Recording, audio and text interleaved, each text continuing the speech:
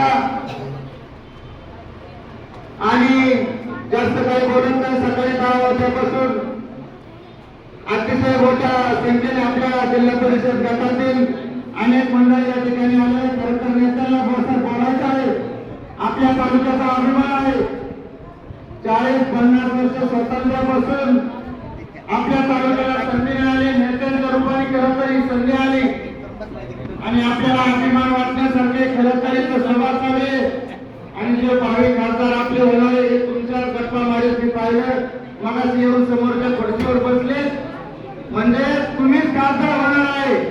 भविष्यात जरी नेते निवडून आले तर इथं जे आलेली माझी मायबाप जनता खऱ्या अर्थाने तुम्ही खासदार झाले तर तुम्हाला अभिमान निश्चितपणाने येत्या काळात राहील आणि समोरच्या लोकांचे मुद्दे काहीच नाही। मी तर ऐकत विचारलं त्या प्रक्रियेमध्ये एक महिना झालाय, बाहेरच्या तालुके सगळे फिरून झालेले आहेत। इतकं वातावरण आपल्या लोकनेत्यांना त्याप्रमाणे आपल्या तालुक्यात आहे।